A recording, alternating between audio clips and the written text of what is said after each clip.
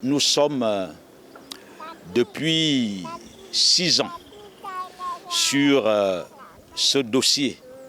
Je parle des ex-employés du SAMU social. Nous avons travaillé au SAMU social gabonais et nous avons été abusivement licenciés. Depuis 6 ans, nous réclamons le paiement de nos droits légaux et des arriérés de salaire. Malheureusement, ce dossier n'a toujours pas abouti, malgré la décision de justice qui est suffisamment claire, qui impose, ordonne au SAMU social gabonais de payer nos droits qui s'élèvent à 586 millions de francs. Je suis bien placé pour en parler parce que je suis d'abord président d'un syndicat des affaires sociales. Et c'est l'occasion pour moi d'attirer l'attention du président de la transition.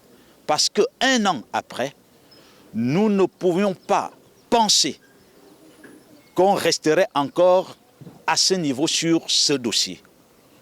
Si le président ne le sait pas, le SAMU social a été jeté dans la clandestinité depuis le pouvoir déchu. Et il continue de fonctionner dans cette même clandestinité alors que nous sommes dans un contexte de restauration des institutions. Le coordinateur entre griffes, parce qu'il faut le dire, le SAMU social est régi par le décret 290. Ce n'est pas une société privée.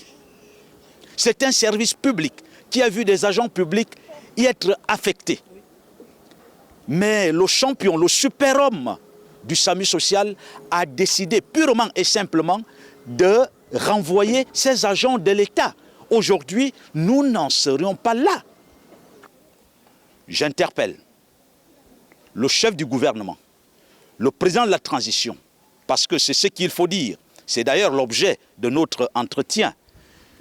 Nous avions été appelés depuis hier par la primature. Dieu merci. Nous avons été reçus par au département santé affaires sociales. Nos échanges ont été d'une très haute importance. C'est pourquoi nous sommes venus pour dire à nos camarades de l'intérieur du pays qui ont commencé à observer cette grève de la faim, de la suspendre. Parce que je l'ai dit, nous sommes dans une démarche de construction. Et quand le Premier ministre, chef du gouvernement, nous appelle, nous nous sommes exprimés et nous pensons avoir été entendus. Pour que, à son tour, il fasse le rapport acquis de droit. Pour que dans les brefs délais, ces femmes, ces mères de famille, ces enfants, et à dire que nous sommes devant une structure dite humanitaire. Mais il s'agit de quel humanisme là? Quand on peut voir des bébés venir sous le soleil depuis le matin sans que rien ne soit fait. Et je sais, l'État s'est fourvoyé, il faut que l'État règle le problème. Effectivement, nous n'avons aucun problème avec le coordinateur du SAMU social. Parce que le SAMU social, c'est l'argent de l'État qui nourrit le SAMU social gabonais.